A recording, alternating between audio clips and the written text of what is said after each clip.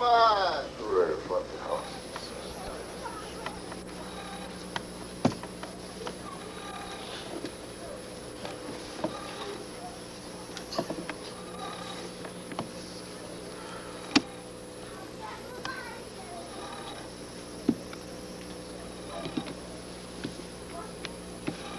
صلوات. اللهم صل على محمد وآل محمد. أعوذ بالله السميع العليم من الشيطان اللعين الرجيم. بسم الله الرحمن الرحيم. والحمد لله الذي تجلى للقلوب العظماء واحتجب عن الأبصار بالإبصار ثم اقتدر على الأشياء بالقدرة ذا الملك والملكوت وذا العزة والجبروت والصلاة والسلام على الأفضل العدد الرسول المسدد المصطفى الأمجد المحمود الأحمد أبي القاسم.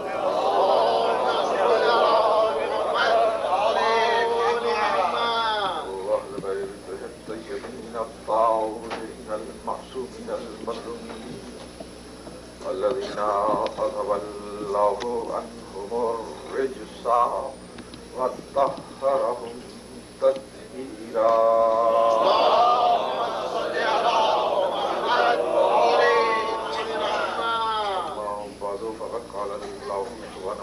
تعالى بسم الله الرحمن الرحيم. وعنده مفاتيح الغيب لا يعلمها إلا هو وما في البر والبحر وما تسقط من ورقة إلا يعلمها ولا حبة في ظلمات الأرض ولا رطب ولا يابس إلا في كتاب مبين. اللهم صل على محمد وآل محمد. رب العزت سورہ مبارکہ انعام قرآن مجید کا چھٹا سورہ اور اس کی 60ویں آیت میں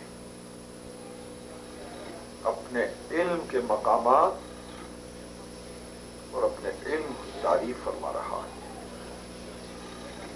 وَعِندَهُ مَفَاتِيحُ الْغَيْبِ،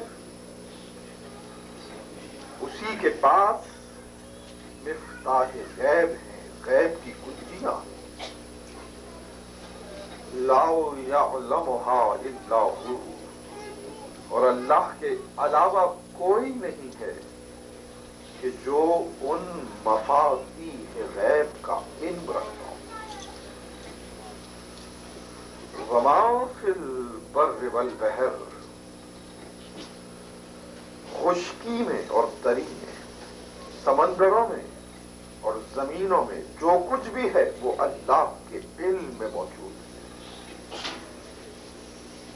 وما تسقط من ورقة إلا يعلمها، کوئی درخت کا پتا نہیں ٹوٹتا مگر یہ کہ وہ اس کا علم رکھتا ہے. ولا حبة في ظلمات الأرض، اور کوئی بیج زمین کی ظلمت میں، زمین کی تہ میں نہیں بویا جاتا مگر یہ کہ وہ اس کا علم رکھتا ہے. لا رطب ولا یابس الا فی کتاب مبین، کوئی خشک اور کوئی تر نہیں یہ کہ جو کتاب مبین میں موجود نہ ہو. عزیزان محترم، رب العالمین نے اس وافی ہدایہ آیت میں اپنے علم کا مقام بیان کیا اور دوسری طرف ارشاد فرمایا کہ یہی علم ہے کہ جس کی بنیاد پر اس کی کرسی زمین و آسمان پر محیط ہے. وسع کرسیہ السماوات والارض، اس کی کرسی ہے جو زمین و آسمان کا احاطہ کیے ہوئے ہے. کرسی مقام اقتدار ہے، کرسی مقام کنٹرول ہے، کرسی گورننگ کی کیفیت ہے، مگر وہ کنٹرول پیدا ہو رہا ہے اس کے علم ہی کی بنیاد پر. عزیزان گرامی، فزیکل اعتبار سے بھی، طبعیاتی اور مادی اعتبار سے بھی کنٹرول اور گورننگ کا کانسیپٹ اسی وقت کریٹ ہوتا ہے کہ جب کوئی شے آپ کے نیچے ہو، آپ اس سے بلند ہو، تو آپ کے زیر نظر اور زیر اثر ہو. کنٹرول ہر شے کو بلندی سے کیا جاتا ہے. عزیزان گرامی، آپ زمین پر بیٹھے ہیں، آپ کا ایک آبزرویشن ہے، آپ کا ایک علم ہے جب آپ زمین پر بیٹھے ہوئے ہیں، مگر آپ کا آبزرویشن اور آپ کا علم لمیٹڈ ہے. اگر آپ اٹھ کر کھڑے ہو جائیں تو آپ کا آبزرویشن کی رینج بڑھ جائے گی، آپ کے علم میں مزید اضافہ ہوگا. اگر آپ اپنے مکان کی چھت پر چلے جائیں، سیلنگ سے دیکھیں تو آپ کو آپ کا پورا نیبرہڈ نظر آئے گا. آپ کا آبزرویشن، آپ کا علم اور بڑھ گیا. اگر آپ شہر کی سب سے ہائی رائز پر گئے تو آپ کو پورا سٹی اور ٹاؤن نظر آنے لگا، آپ کا آبزرویشن اور بڑھ گیا.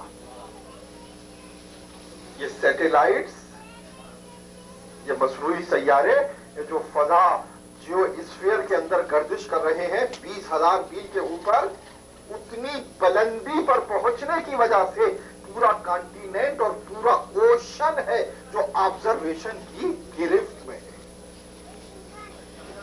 آپ ایک نتیجہ پا رہے ہیں کہ آپ بیٹھے تھے، آپ کا علم اور آبزرویشن لمیٹڈ تھا.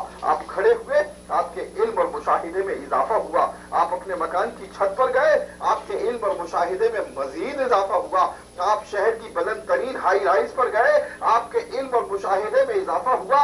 آپ سیٹلائٹس کی بلندی سے پوری اوشن اور پورے کانٹیننٹ کو اپنے مشاہدے کی گرفت میں لیے ہوئے ہیں. تو آپ نے ایک نتیجہ پایا کہ جو آپ بلند ہوتے گئے، آپ کا علم اور مشاہدہ بڑھتا چلا.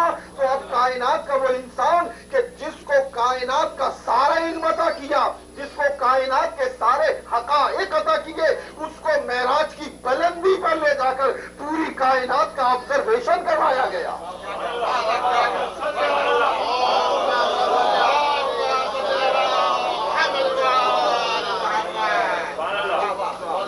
یہ ہے حقیقت معراج، یعنی علم کا تصور بلندی کے ساتھ لازم و ملزوم ہے.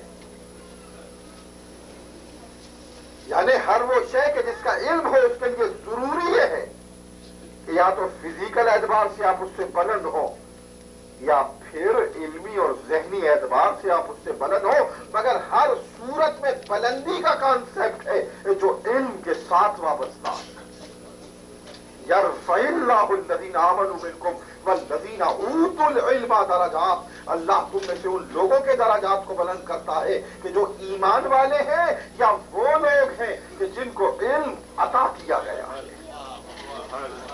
علم حاصل کرنے والے اور ہیں اور علم کے پانے والے بارگاہ ربانی سے اور ہیں.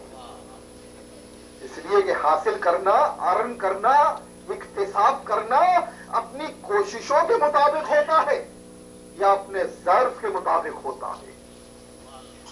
حاصل کرنے والا یا تو اپنی کوشش سے پاتا ہے یا اپنے ظرف کے مطابق پاتا ہے، لیکن عطا دینے والا اپنی شان کے مطابق عطا کرتا ہے. الہیات کے مسائل کی تعلیم دے رہے تھے حضرت امام موسیٰ کاظم علیہ السلام. مسائل الہیات پر گفتگو تھی امام کی ہشام ابن حکم سے.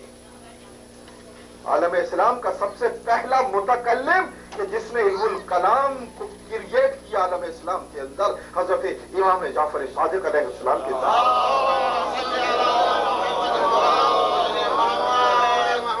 ہشام ابن حکم کو مسائل الہیات کی تعلیم دیتے ہوئے ایک مقام تک پہنچے امام، کہا ہشام سنو، بندہ اپنے رب کی بارگاہ میں جتنا جھکتا ہے اس کا رب اس کو اتنا ہی بلند کرتا ہے۔ ہشام، بندہ اپنے رب کی بارگاہ میں جتنا جھکتا ہے اس کا رب اس کو اتنا ہی بلند کرتا ہے، مگر اس بات کو ذہن میں رکھو کہ تم اپنی طاقت کے مطابق جھکتے ہو، خدا اپنی شان کے مطابق بلند کرتا ہے۔ تم اپنی طاقت کے مطابق جھکتے ہو، خدا اپنی شان کے مطابق بلند کرتا ہے۔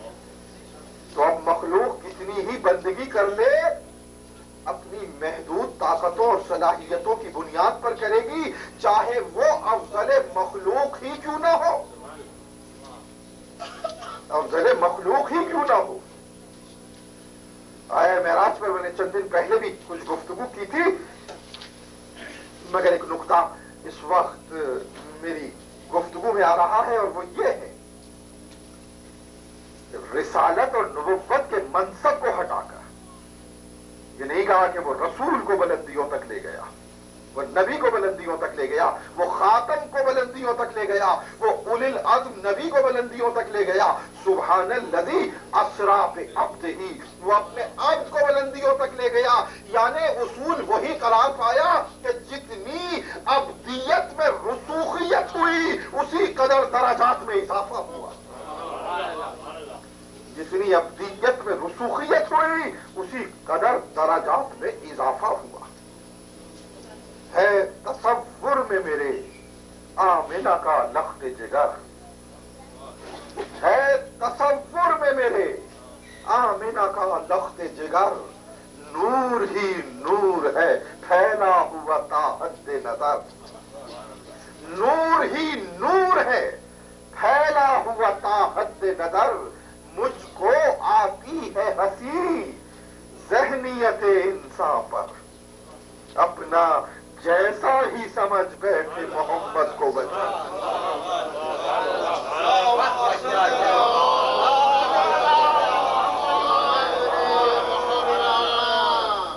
عزیزان گرامی، قرآن کی اس آیت کے مطابق لوگ قل انما انا بشر مثلکم یہ کہنے کی تو کوشش کرتے ہیں، مگر حضرت کی بشریت کے اس معجزے پر نظر نہیں رکھتے کہ معراج کی رات ان منازل سے آپ کی بشریت گزر گئی کہ جن منازل پر جبریل جیسے فرشتے کی نورانیت نہ پہنچ سکے۔ عزیزان گرامی، کچھ لوگ ذکر کرتے ہیں، میں تقریر کر رہا تھا ایک مرتبہ اورلینڈو میں، ایک صاحب نے کہا کہ یہ معراج کی روایات میں یہ جوتی کا تذکرہ کیوں کیا جاتا ہے کہ آپ اپنی جوتیوں کے سمیت گئے، یہ کوئی اتنا امپورٹنٹ ایشو نہیں ہے۔ جبکہ ادھر سے آواز قدرت آ رہی تھی، انیس نے کہا ایک مصرع ہے صرف کہ ختمی مرتبت نے چاہا کہ اپنی جوتیوں کو اتار دے، آواز قدرت آئی، گوشوارہ ہے میرے عرش کا نالین تیری، گوشوارہ ہے میرے عرش کا نالین تیری۔ عزیزان گرامی، معراج کی روایات میں جوتیوں کا تذکرہ بڑا اہم ہے۔ وہ کیوں؟ وہ اس لیے اہم ہے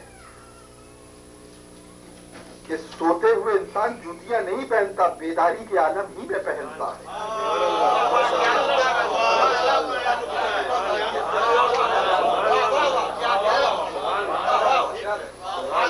انسان حالت بیداری ہی میں جوتیاں پہنتا ہے۔ معراج کی روایات میں جوتی کا تذکرہ اس لیے اہم ہے کہ یہ بات ثابت کی جائے کہ رسول کو معراج حالت خواب میں نہیں، حالت بیداری میں کسی کے ساتھ ہوئی ہے۔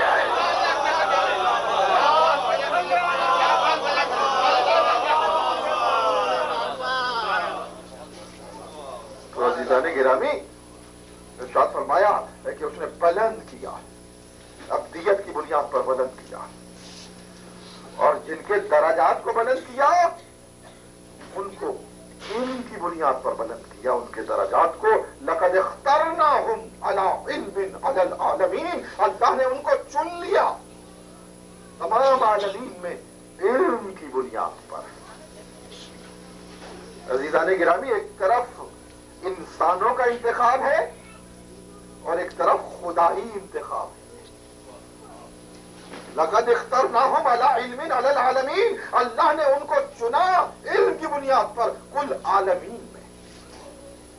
انسان اپنے لیے منتخب کرتے ہیں ایسے انسانوں کو جو ان کے مفادات کا تحفظ کر سکے، کہ جن سے ان کا کوئی خونی رشتہ وابستہ ہو، کہ جن سے ان کی کوئی قبائلی روایتیں وابستہ ہو، کہ جن سے ان کے مفادات کا سلسلہ وابستہ ہو. انسان اس بنیاد پر کسی کو منتخب کرتے ہیں، مگر رب العالمین کل کائنات میں علم کی بنیاد پر انتخاب کرتا ہے. عزیزان گرامی، یہ نام نہاد جمہوریت کہ جو انسانوں کے انتخاب سے آتی ہے. قرآن مجید میں 12 مقامات ہیں. انہوں نے کہا کہ جس کو ووٹ زیادہ مل گئے، اکثریت نے جس کا ساتھ دیا اسی کو ہادی بنا دیا. عجیب و غریب بات یہ ہے کہ آپ قرآن کے اولین سورے میں سورہ مثانی جو قرآن کے مقابل آیا، سورہ الحم میں جو ہر نماز میں پڑھا جاتا ہے، آپ یہ کہتے ہیں اہدنا الصراط المستقیم، پروردگار ہمیں صراط مستقیم کی ہدایت کر. عجیب و غریب بات یہ ہے کہ آپ ہدایت خدا سے طلب کریں اور اپنے لیے ہادی خود منتخب کر لیں.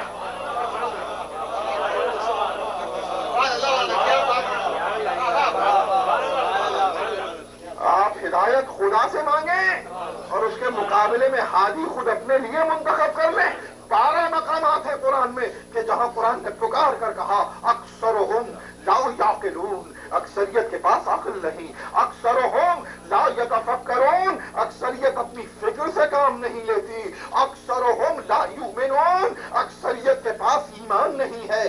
اکثرہم الکافرون، اکثریت کفر کرتی ہے. اکثرہم لا یفقہون، اکثریت کے پاس شعور نہیں ہے. عزیزان گرامی، قرآن نے 12 مقامات پر اکثریت کی مذمت کی. وہ فکر نہیں کرتی، وہ تعقل نہیں کرتی، وہ علم نہیں رکھتی، وہ شعور نہیں رکھتی. تو اب جو لوگ اکثریت کی بنیاد پر اپنے لیے ہادی منتخب کریں گے، وہ بے شعوروں کا ہادی ہوگا، وہ بے فکر رکھنے والوں کا ہادی ہوگا، وہ بے علم لوگوں کا ہادی ہوگا.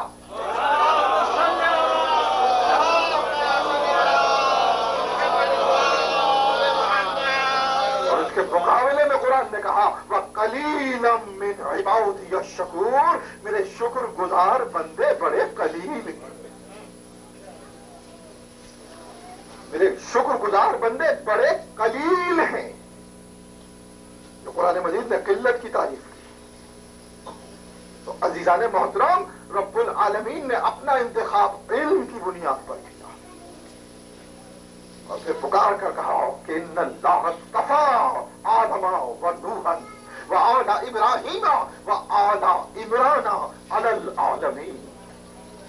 اللہ نے مصطفیٰ کیا آدم کو، نوح کو، ابراہیم کی آل کو، اور ان سب کے بعد ذریت عمران کو عالمین میں مصطفیٰ قرار دیا. عزیزان گرامی، 2 بندوں کا ذکر کیا، آدم اور نوح کا، اور 2 بندوں کی آل کا ذکر کیا، آل ابراہیم اور آل عمران. نظر انتخاب الہی میں مصطفیٰ سب سے پہلے آدم قرار پائے، اس کے بعد نوح آئے. نوح کے بعد بظاہر قرآن نے ابراہیم کا نام نہیں لیا، آل ابراہیم کہا. بہت اہم بات آپ کی فکر کے لیے، آل ابراہیم کے ذکر کے بعد قرآن نے عمران نہیں کہا، آل عمران کہا. عزیزان گرامی، یہ سوال ہے کہ کیا ابراہیم مصطفیٰ بندے نہیں؟ کیا عمران مصطفیٰ بندے نہیں؟ مگر قرآن بظاہر ابراہیم کا نام نہیں لیتا، آل ابراہیم کہتا ہے. قرآن بظاہر عمران کا نام نہیں لیتا، آل عمران کہتا ہے. اللہ نے مصطفیٰ کیا آدم کو، نوح کو، ابراہیم کی آل کو اور عمران کی آل کو. جبکہ ابراہیم بھی مصطفیٰ، جبکہ عمران بھی مصطفیٰ. تو اس آیت سے کس طرح ابراہیم کا مصطفیٰ ہونا ثابت ہو، اس آیت سے کس طرح عمران کا مصطفیٰ ہونا ثابت ہو؟ تو بات بالکل واضح ہے کہ اگر آل کا، ذریت کا، اولاد کا فضل، شرف اور ان کے فضائل طے ہو جائیں تو جس کی طرف ذریت کی نسبت ہے اس کے فضائل خود بخود ثابت ہوں گے. درود پڑھیں محمد والے.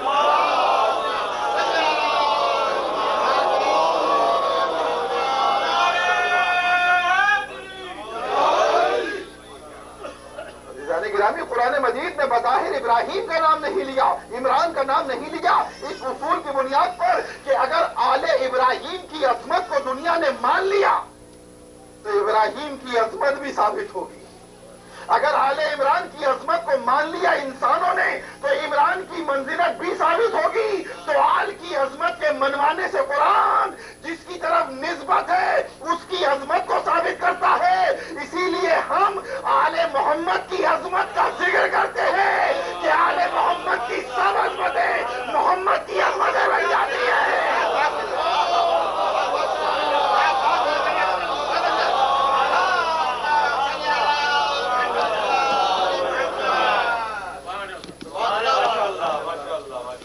اللہ نے مصطفیٰ کی آدم کو، نوح کو، ابراہیم کی یاد کو اور ان سب کے بعد عمران کی ذریت کو عالمین میں مصطفیٰ قرار دیا. اس آیت میں لفظ استعمال کیا ان اللہ اصطفیٰ. یہ پاسٹ پارٹیسپل کا صیغہ ہے اصطفیٰ، یعنی اللہ نے مصطفیٰ کیا، اللہ نے استفاء کیا. یہ لفظ اصطفیٰ سے نکلا. اگر اس کے باطنی معنی دیکھے جائیں تو صفا کے معنی ہے اللہ نے پاک کیا، اور اس کے ظاہری معنی دیکھے جائیں تو ان کو چن لیا. باطنی معنوں میں پاک کیا تو یطہرکم تطہیرا قرار دیا، اور ظاہری معنوں میں چنا تو قیامت تک خاتم قرار دیا اور قیامت تک امامت کا سلسلہ قرار دیا. عزیزان گرامی، یہ مصطفیٰ بندے کون ہیں اور شرط استفاء کیا ہے؟ تو قرآن مجید نے آگے وضاحت کی کہ استفاء کی شرط کیا ہے، اس بنیاد پر ان میں الہی میں منتخب ہوئے. جب بنی اسرائیل کے نبی نے اپنی امت سے خطاب کیا، دنیا سے جا رہے تھے اور امت کے سامنے اپنا وسیع اور ناہید پیش کیا. ان اللہ قد جعل لکم طالوت ملکا، بے شک اللہ نے طالوت کو تمہارا حاکم بنا دیا. بے شک اللہ نے طالوت کو تمہارا حاکم بنا دیا. یہ نبی اپنی امت سے کہہ رہے ہیں، یہ نہیں کہتے کہ میرے بعد جمع ہو کر انتخاب کر لینا. ان اللہ قد جعل لکم طالوت ملکا، قد کا لفظ ہے ماضی، گزر چکا ہے. اللہ طالوت کو تمہارا حاکم بنا چکا ہے. یہ دست رسول ہے. بنی اسرائیل کے نبی اپنی امت سے خطاب کر رہے ہیں تو قرآن نے اصول دیا کہ جب نبی دنیا سے جاتے ہیں نیابت کے مسئلے کو امت کی رائے پر چھوڑ کر نہیں جاتے، نص الہی کے مطابق خود حل کر کے جاتے ہیں. ان اللہ قد جعل لکم طالوت ملکا، اللہ نے اب طالوت کو تم سب کا حاکم قرار دیا. تو پلٹ کر امت کہنے لگی کہ طالوت کو کیوں حاکم بنایا؟ وَأَنَّا لَهُ الْمُلْكُ عَلَيْنَا، اس کو کیوں کر ہمارے اوپر سبقت اور فضیلت قرار دی گئی؟ وَلَمْ يُؤْتَ سَعَةً مِّنَ الْمَالِ، اس لیے کہ طالوت مال اور دولت نہیں رکھتا. طالوت کے پاس دنیاوی اسباب نہیں، طالوت کے پاس دنیاوی طاقت اور قوت نہیں، مال نہیں، کیوں کر وہ حاکم قرار پائے گا؟ عزیزان گرامی، قرآن مجید نے عوام کی سوچ کو پیش کیا، امت کے سوچنے کے انداز کو پیش کیا کہ لوگ یہ چاہتے تھے کہ کوئی صاحب مال نبی کا جانشین بنے، جبکہ اللہ یہ چاہتا تھا کہ کوئی صاحب علم نبی کا نائب قرار پائے. کوئی علم نبی کا نائب قرار پائے، اس لیے کہ مال کے مقابلے میں علم کی عظمتیں بہت ہیں۔ مسلسل باب مدینۃ العلم نے علم کی عظمت کو بیان کیا مال کے مقابل، کہ جب 10 افراد جو خوارج میں سے تھے انہوں نے یہ طے کیا کہ ہم علی سے ایک ہی سوال مسلسل دوہرا کر علی کو عاجز اور ساکت کر دیں گے۔ سب نے یہ طے کیا کہ ہم علی سے علم اور دولت کا فرق پوچھیں گے۔ پہلا سوال کرنے والا سامنے آیا، کہا یا علی علم اور دولت کا فرق بیان کیجیے۔ کہا دولت خرچ کرنے سے گھٹتی چلی جاتی ہے، علم خرچ کرنے سے بڑھتا چلا جاتا ہے۔ اس کے بعد دوسرا شخص آیا، کہا علم اور دولت میں فرق بیان کیجیے۔ کہا دولت کی تم حفاظت کرتے ہو، علم خود تمہاری حفاظت کرتا ہے۔ اس کے بعد تیسرا شخص آیا، علم اور دولت میں فرق بیان کیجیے۔ کہا دولت قبر کے باہر رہ جاتی ہے، علم کو سینے میں لے کر انسان قبر میں چلا جاتا ہے۔ اس کے بعد ایک اور شخص آیا، علم اور دولت کا فرق بیان کیجیے۔ کہا دولت جب حد سے زیادہ گزر جاتی ہے تو فرعون اور نمرود و شداد جیسے بندے خدائی کا دعویٰ کرتے ہیں، اور علم جب اپنے کمال پر پہنچ جاتا ہے تو رب زدنی علما کہہ کر سجدہ ریز ہو جاتا ہے۔ ایک اور شخص آیا، کہا علم اور دولت میں فرق بیان کیجیے۔ کہا دولت پر حکم لگایا جاتا ہے، علم خود حاکم بن جاتا ہے۔ ایک اور شخص آیا، علم اور دولت کا فرق بیان کیجیے۔ کہا دولت جب حد سے زیادہ گزر جاتی ہے تو انسان کے دل پر ظلمت آ جاتی ہے، اور علم جب اپنے کمال پر پہنچتا ہے ظاہر و باطن کو منور کر دیتا ہے۔ ایک اور شخص آیا، علم اور دولت کا فرق بیان کیجیے۔ کہا دولت صاحب مال سے حسد کرنے والے بہت ہوتے ہیں، جبکہ صاحب علم سے محبت کرنے والے کثیر ہوتے ہیں۔ درود پڑھیں محمد والے۔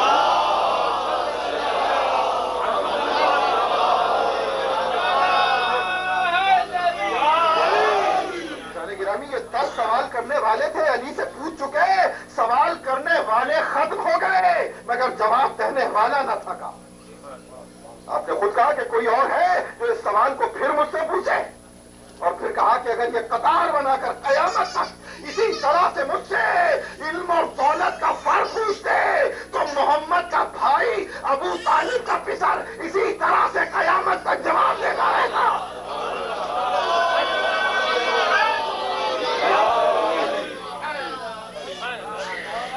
صلوات پڑھیے محمد۔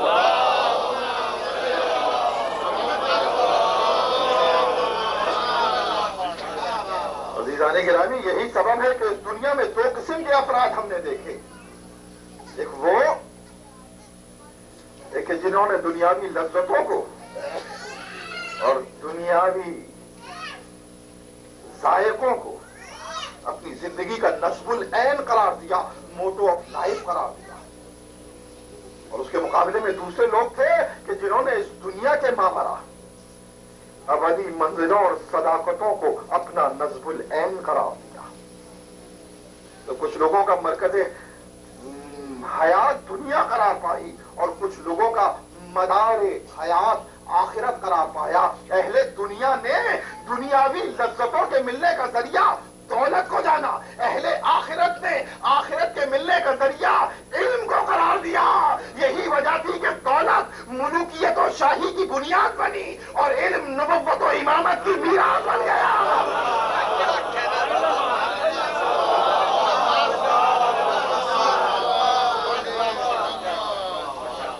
دولت ملوکیت و شاہی کی بنیاد بنی، علم نبوت و امامت کی میراث بن گیا۔ عزیزان گرامی تو قرآن نے کہا کہ جب نبی نے پیش کیا منصوص من اللہ وسیع کو تو کہا کہ ان اللہ قد کیوں کر تمہارے اوپر فضیلت دی اللہ نے، ان اللہ درود پڑھے محمد والے۔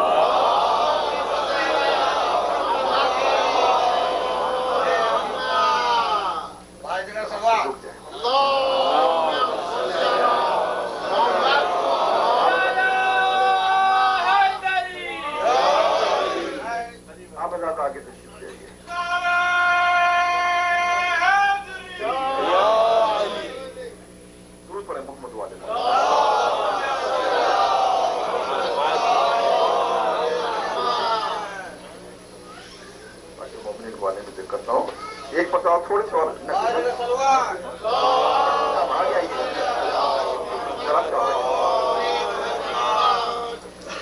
ایک مرتبہ دور پڑے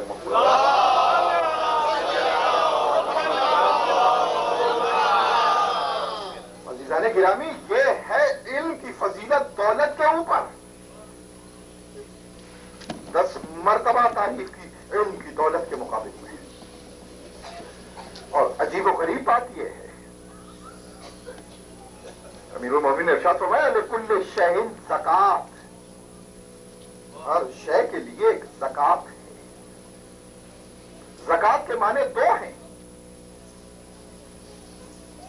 زکات النار عرب اپنے محاورے میں کہتے تھے کہ اگر کوئی شے زمین سے نکلے، منرل کانکریٹ معدن ہو اور اس میں مٹی اور زمین کی چیزیں کثافتیں پولوشنز اور امپیورٹیز ہوں تو اس کو آگ پر جلا کر پگھلا کر امپیورٹیز کو علیحدہ کیا جاتا تھا. تو اس کو کہتے تھے زکات النار، امپیورٹیز کو علیحدہ کر دیا. تو زکات کے ایک معنی تو ہوئے کسی شے کو خالص بنانا، ایک معنی زکات کے ہوئے کسی شے کو خالص کرنا، پیور کرنا. اور دوسرے معنی ہے زکات کے نمو، گروتھ کی، کسی شے کو نمو اور گروتھ دینا. یہی وجہ ہے کہ جو شخص اپنے مال کی زکات نکالتا ہے اس کا مال پاک بھی ہوتا ہے، اس کے مال میں برکت بھی پیدا ہوتی ہے. یہ ہے زکات کا اصول. جتنا آپ درخت کی شاخوں کو چھانٹتے جائیں گے اسی قدر درخت زرخیز ہوتا چلا جائے گا. مثالیں جتنی بھی رب العالمین نے قرآن میں اور شریعت میں احکامات دیے، نیچر کے اندر عالم فطرت میں ان احکامات کو سمجھانے کے لیے خود اس نے دلیلیں بھی دی ہیں. اور یہ خود ایک مستقل ٹاپک اور موضوع کا عنوان ہے کہ شریعت کے جتنے بھی احکامات ہیں عالم فطرت میں اس کی دلیلیں موجود ہیں. عزیزان محترم، ارشاد فرمایا ہے کہ لکل شیء زکات، ہر شے کی ایک زکات ہے. ارشاد فرمایا ہے کہ بدن کی زکات، الصوم زکات الابدان، روزہ بدن کی زکات ہے. آج ریسرچ کرنے والے اس بات کو پا رہے ہیں کہ روزے کے کیا کیا فوائد ہیں، اس کے بیالوجیکل، اس کے سائیکولوجیکل، اس کے سوشیولوجیکل، اس کے اسپریچول کیا کیا بینیفٹس ہیں. الصوم زکات الابدان، روزہ بدن کی زکات ہے. عزیزان گرامی، ارشاد فرمایا کہ الشفاعۃ زکات الجاہ. اگر کسی شخص نے کوئی اسٹیٹس پایا، کوئی مرتبہ پایا اور اپنے اسٹیٹس کے ذریعے لوگوں کی مشکلوں کو سالو کیا تو وہ اس کے اسٹیٹس کی زکات بن گئی. الشفاعۃ زکات الجاہ، اپنے مرتبے سے، اپنے مقام سے لوگوں کے مسائل کو حل کروانا، چاہو منصب و اسٹیٹس کی زکات ہے. تو عزیزان گرامی، رب العالمین اسٹیٹس اسی بنیاد پر عطا کرتا ہے کہ اس کے ذریعے مخلوق خدا کو فائدہ ہو. تو اب جس کو اسٹیٹس عطا کیا اس کا یہ فرض دیا، اور جس کو کل عالمین میں اسٹیٹس عطا کیا اس کو خلق کا مشکل کشا بنا دیا.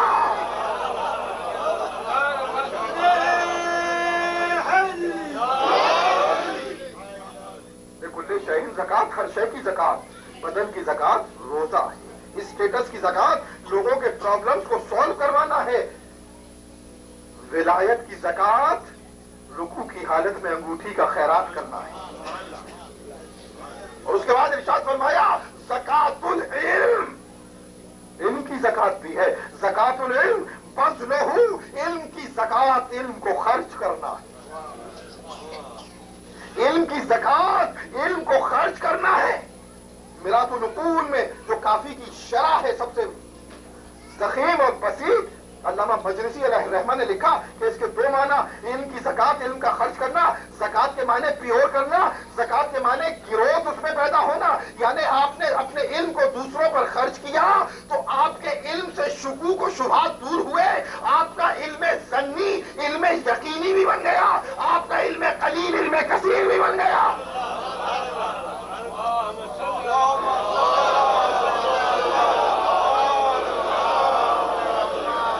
زکات العلم بدلے ہو، علم کی زکات علم کا خرچ کرنا ہے، یہ امیر المومنین کا قول ہے۔ تو اب جہاں علی نے روزہ رکھ کر بدن کی زکات دی، جہاں علی نے رکوع میں ولایت کی زکات دی، جہاں علی نے اپنی مشکل کشائی سے منصب کی زکات دی، وہیں علی نے علم کی زکات بھی دی۔ تو اب تاریخوں میں یہ لکھنا غلط ہے کہ علی اپنے سے پہلے کے ادوار میں مشورے دیتے تھے، مشیر تھے، علی مشورے نہیں دیتے تھے، اپنے علم کی زکات دے رہے تھے۔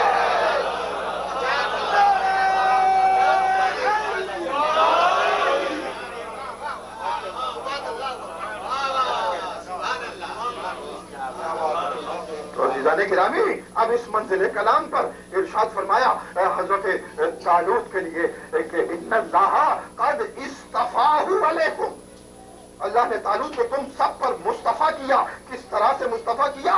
زادہ بسطۃ فی العلم والجسم، اس طرح سے مصطفیٰ ہوا کہ اس کو تم سب سے زیادہ علم بھی عطا کیا، تم سب سے زیادہ قوت بھی عطا کی۔ قرآن مجید مصطفیٰ بندے کی صفات کو بیان کر رہا ہے۔ زادہ بسطۃ فی العلم والجسم، مصطفیٰ بندہ اس طرح سے ہے کہ اس کو تم سب سے زیادہ علم دیا گیا، تم سب سے زیادہ جسم جسمانی طاقت عطا کی گئی۔ تو قرآن نے مصطفیٰ بندے کی صفات کو بیان کیا کہ علم میں سب سے زیادہ اور قوت میں سب سے زیادہ۔ تو اب بعد رسول اس بندے کے مصطفیٰ ہونے میں کیا شک ہے کہ جس کے علم کا کمال یہ ہو کہ شہر علم کا در بن جائے، اور جس کی قوت و طاقت کا عالم یہ ہو کہ صرف بشر نہیں فرشتے اپنی زبان سے لا فتح الا علی کی گواہی دیں۔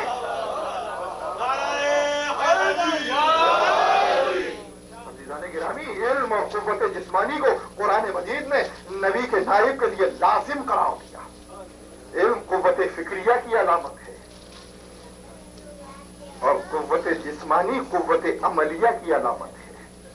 قوت فکریہ کا سمبل قلم ہے، قوت عملیہ کا سمبل تلوار ہے۔ قرآن نے یہ طے کیا کہ جو نبی کا نائب ہوگا وہ صاحب سیف بھی ہوگا، صاحب قلم بھی ہوگا۔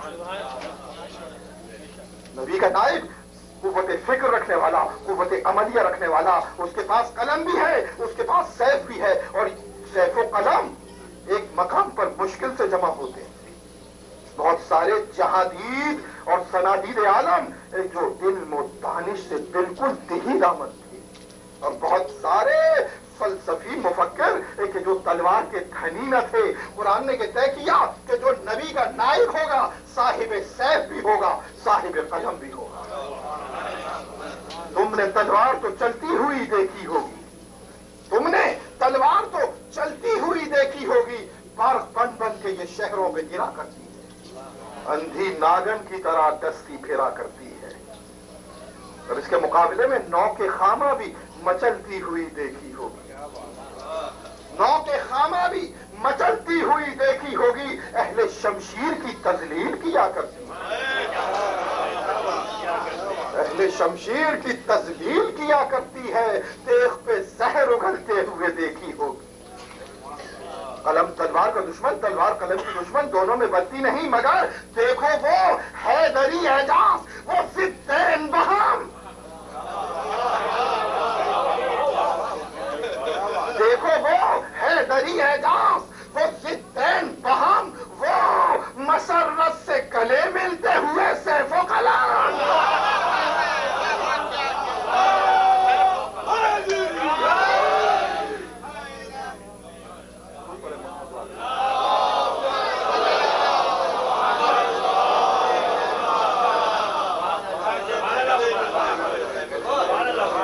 دیکھو وہ حیدری اعجاز، وہ ضدین بہم، गले मिलते हुए सैफ व कलम, देखो वो हिकमतों शहज़ोरी की यकजा तस्वीर, देखो वो हिकमतों शहज़ोरी की यकजा तस्वीर, वो तरे इल्म पे लटकी हुई बुर्रा शमशीर।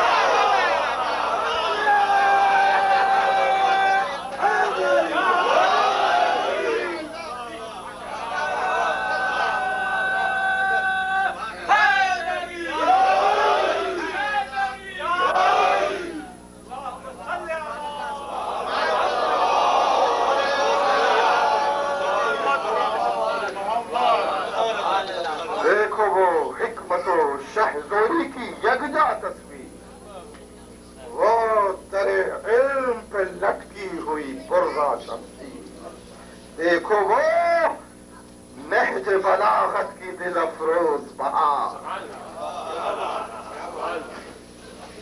देखो वो ये कुव्वत फिक्रिया है, ये अली का कलम है, देखो वो नहज बलागत की दिल अफरोज बहार, देखो वो शहर के मरहब से उबलती हुई धार।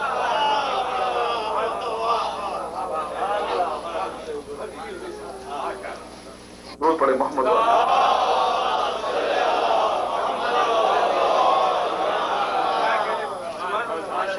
जाने गिरामी, अभी इस सिलसिले कलाम की मैंने 2 आयतें पढ़ी हैं, कोई 15 के करीब मुझे आयतें पढ़नी थी, लेकिन वक्त बिल्कुल तंग हो चुका है और मैं इस मकाम पर रोक रहा हूं और इसी बहस को इंशाअल्लाह मैं कल की तकरीर में आगे बढ़ाऊंगा।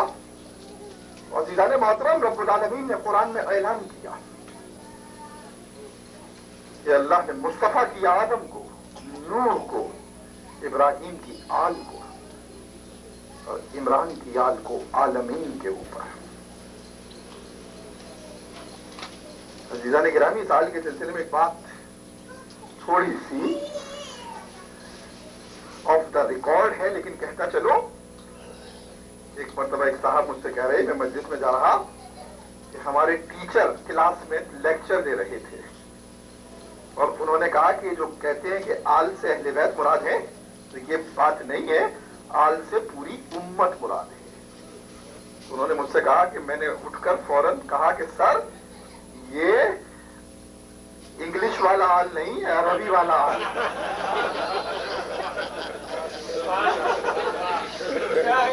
कहा कि ये अरबी का आल है, इंग्लिश का आल नहीं है। तो अज़ीज़ान गिरामी, कुरान मजीद ने ज़ुर्रियत को सिर्फ इस बुनियाद पर मिन्नियत में दाखिल किया कि फमन तबअनी फइन्नहु मिन्नी। रसूल की जबान से उसूल कहलवाया गया कि जो मेरा इत्तिबा करेगा वो मेरी मिन्नियत और आल और ज़ुर्रियत में शामिल होगा। वहां नूह ने खुद पुकार कर कहा था कि इन्ना इब्नी मिन अहली, परवरदिगार मेरा बेटा मेरे अहले बैत में से है, मेरी आल में से है।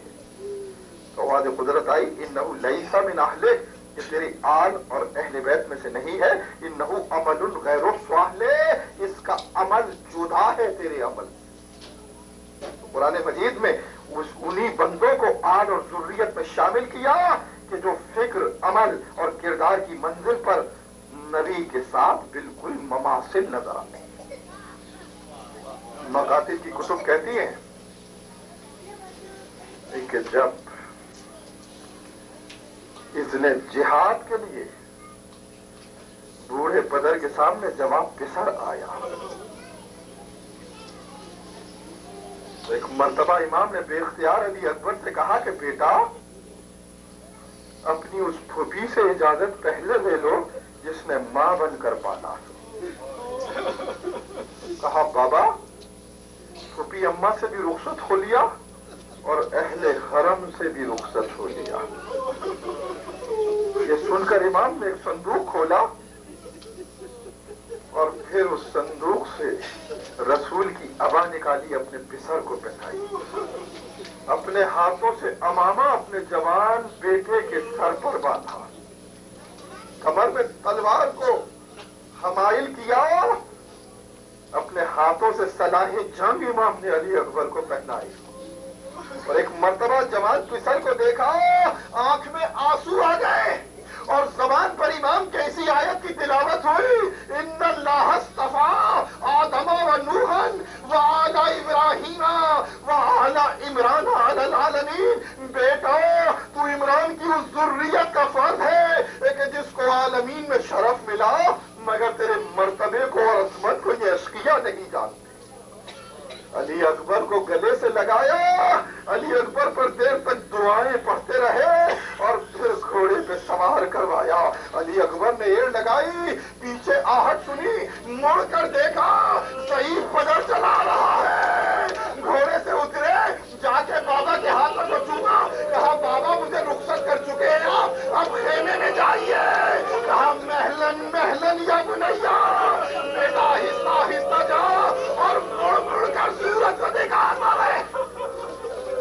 خدا کو گواہ کر کے حسین نے کہا پروردگار تو گواہ رہنا کہ اس اشقیاء کے لشکر کے سامنے حسین اپنے اس پسر کو بھیج رہا ہے جو خلق میں سیرت و گفتار میں تیرے حبیب کے مشابہ تھا۔ کتنی بڑی دولت حسین رخصت کر رہے تھے، علی اکبر مقتل میں آئے، علی کے پوتے نے رجز پڑھا، تلوار کو کھینچ کر حملہ کیا۔ علی اکبر کی جوانی، کرب و بلا کی دھوپ، 3 دن کی پیاس، علی اکبر جنگ کرتے چلے۔ ناگہاں علی اکبر کو خیال آیا ایک مرتبہ پھر چل کے بابا کو سلام کر لے۔ کربلا کا واحد شہید جو مقتل سے زندہ واپس آیا، صبح سے جو آیا حسین اس کا لاشا اٹھا کر لائے۔ علی اکبر واپس آئے، کہا بابا اپنے بیٹے کی جنگ کو دیکھا؟ کہا بیٹا دیکھتا تھا، علی کی شان سے لڑ رہا تھا۔ کہا بابا میں اور جنگ کرتا اگر چند گھونٹ پانی پاتا۔ صاحب ریاض القدس کہتے ہیں کہ یہ حسین جب بھی سفر میں جاتے علی اکبر سے پوچھتے بیٹا تمہارے لیے کوئی سوغات لاؤ؟ علی اکبر نے کبھی اپنے باپ سے سوال نہیں کیا تھا، یہ پہلا موقع تھا۔ علی اکبر نے باپ سے سوال کیا اور یہ پہلا موقع تھا۔ حسین مجبور تھے، کہا بیٹا اپنی زبان میرے منہ میں ڈال دے۔ ایک مرتبہ زبان ڈالی، بے اختیار نکالی، بابا مجھ سے زیادہ پیاسے آپ ہیں۔ اس کے بعد علی اکبر پھر مقتل میں چلے اور اب پلٹ کر نہ آئے۔ دور سے آواز آئی، اپنے بیٹے کا آخری سلام لے لو بابا۔ آواز کا سننا تھا، نور نظر رخصت ہوا، مقتل میں دوبارے چلے۔ اے علی، اے علی، میرے لال تو کدھر ہے؟ اور جب اس مقام پر پہنچے جہاں بیٹا تڑپ رہا تھا، کلیجے سے پرچی کو نکالو۔ علی اکبر کے لاشے کو اٹھانا چاہا مگر جواب پتر کا لاشا نہ اٹھا۔ خیمے میں آئے، چھوٹے بچوں کو جمع کیا، بچوں چلو اپنے بھائی کے لاشے کے اٹھانے میں حسین کی مدد کرو۔ اب اس عالم میں لاشا آیا، ایک طرف سے پورا بدر اٹھائے ہوئے علی اکبر کا لاشا۔ ماتم حسین کی